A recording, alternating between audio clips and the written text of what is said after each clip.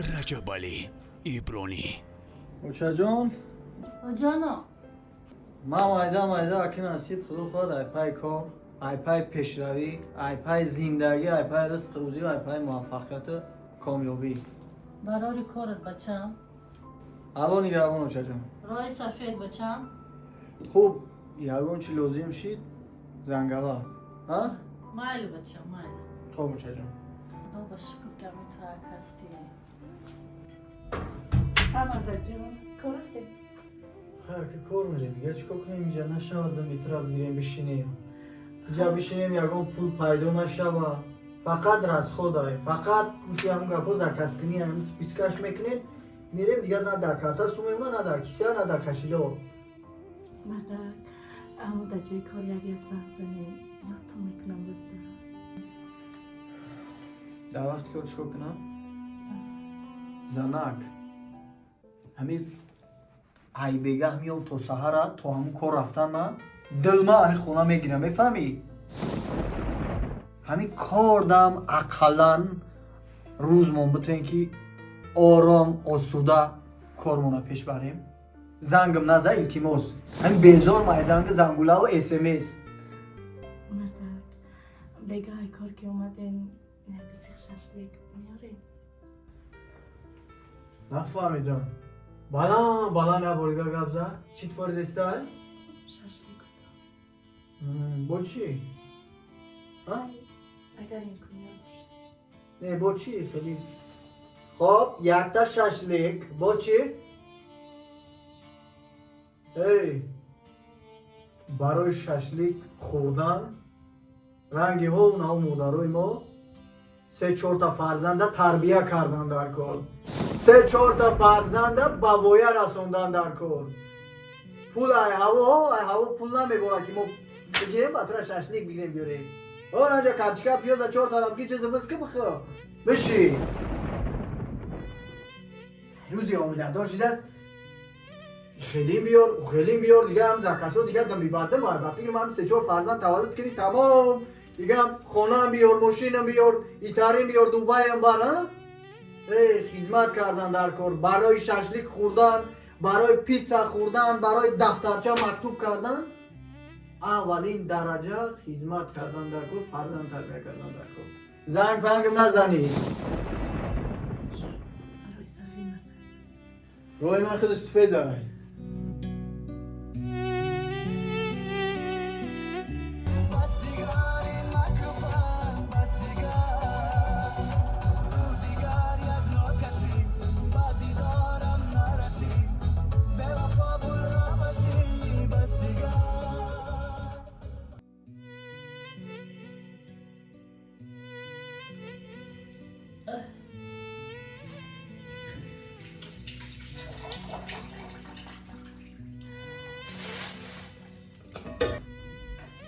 مدیره مادر خدا چون کردی کلی؟ میگم قلب خودم مو بچم دهنه که دیگر مو را بچم درو یادم آگدام گی ما خودم خروکم میکنم را بچم را درمی حالت زن انا فهمه که میفهمم را بچم ما می خروک خودم میپذم همین روزای ما همش از سر خودم گذروندم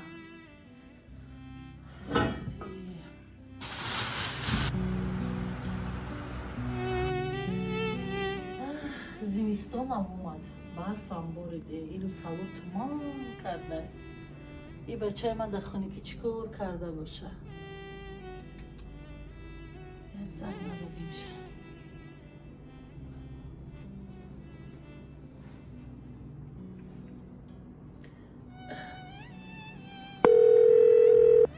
الو رجبالی لابه اوچه جان بچم سوق سلامتک رفته رسیدی؟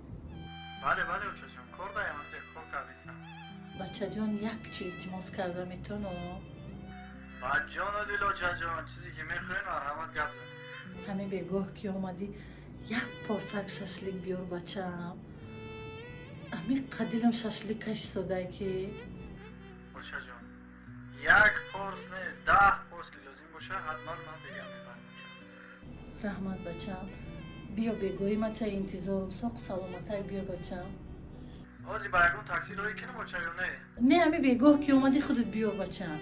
تمام با چجونی من به یک حتما میگیریم یکون چی دیگه لازم است؟ نه همین همه چی هست همین ششلیک بیار بسه بچم. خوب با چجونی مایل بچم. شکر. پدرش خیلی نبود نسبت زن مهربان بود. زنک چی میخوید چی خرم چی بیارم ما نمیدونم بچه در کی رفته.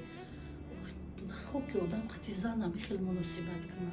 خب نمیاد فرزندی آدم بیچاره گردنه کش نخو که برای یک ششلیک تو زن تا این قضیه کنی بگه بیا چه باب میکنید.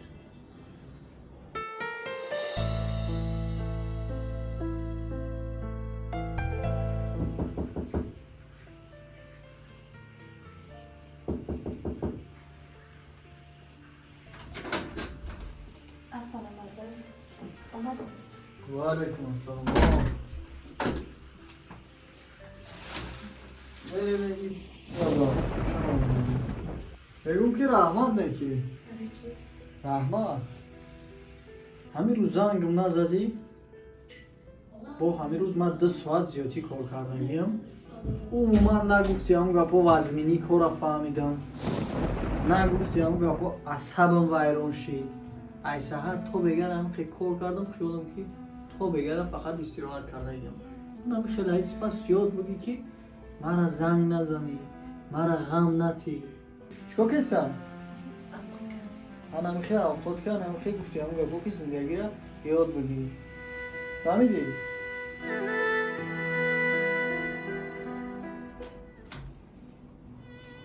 السلام علیکم اوچا جان السلام علیکم. چی حال داری اوچا جان اینا؟ خدا با شکر. اوچا جان من اینا ششلیکای مخفولی دو تا آوردم اوچا جان من همین ششلیکای پیش همین ششلیکای دوست میداشتگی تا آوردم با میدونی همه خوبش چیه اوچا؟ فاتیرایی که بانو آردی گندمی دهاتی اکو قشلاق بسیار بیسنگی خیلی تو آوردم اوچا؟ بذار جانی شدین در دق بودو که کار برو با پیش بروه انشالله چی حال داری؟ سوزن بچم رحمت بچم. بیا چوی ما خیلی میکشم اوچا؟ میکشم بچم. من یه چوی گرمه اگر که بیرو خنک هوای خنک اومدی بچم. ای اوچا جان ما میجا گفتم که بابا سخنهای شما قطعی همه چی گرم میشه همه چی خوب میشه زنده باشید بچم. نادیره؟ نادیره؟ بیا کلیم اینجا. بیا جسی. شین بچم. یا چوی تیم کلیم؟ میخواد. اینه کلیم جان. شبها رو رجبالی رفته ششلیکوی دوست میداشتگی تا ششلیکوی با مزه گرفته آورده با میدونشتگی چه آورده با کلچه‌ای که از اردی گندم تیار شدگی کلچه گرم کرده اما با چند بارو ششلیکا که با مزه کرده خود فهمیدی؟ رحمت خودت آشی جانو چرا؟ رحمت نکرد شد سورپریز کرده ای برای تو آشی چرا؟ خاله جان رحمت به شما که همیشه مرا درک میکنید در کنارمید در همه حالت رحمت شما به جای مادرمید بر بچه باشی جان بچه بر خود باشی چرا تو سر شدن تخور بچه بر رجبالی یا چوی دیگر نتم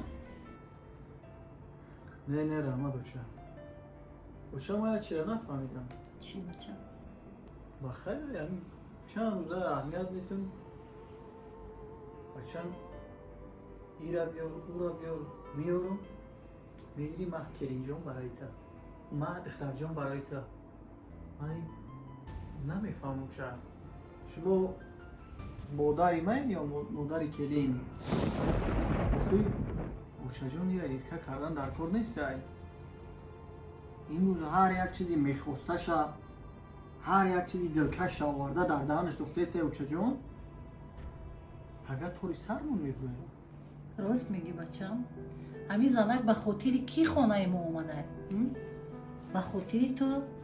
به خاطری تو کلینی خاندانی ما شده همین زنک در بطنش فرزند کیه میگیره فرزند تو اینم فرزند یک آدم ای بچم имрӯз аз дари хонадони ман дуромада и келини мани духтари ман алака ҳисоб меша.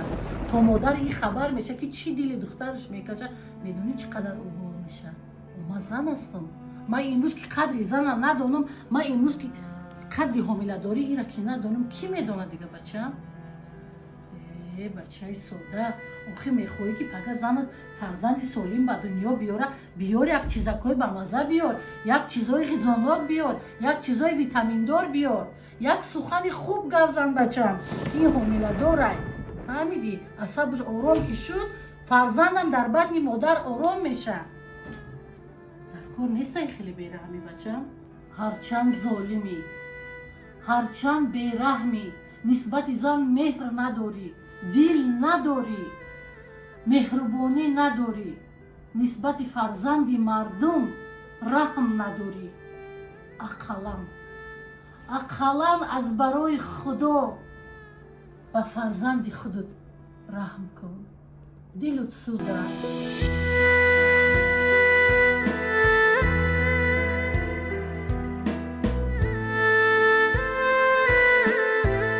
дар канал подписаться кунед, дар навор як дона лайк гузоред ва дар комментария давом нависед.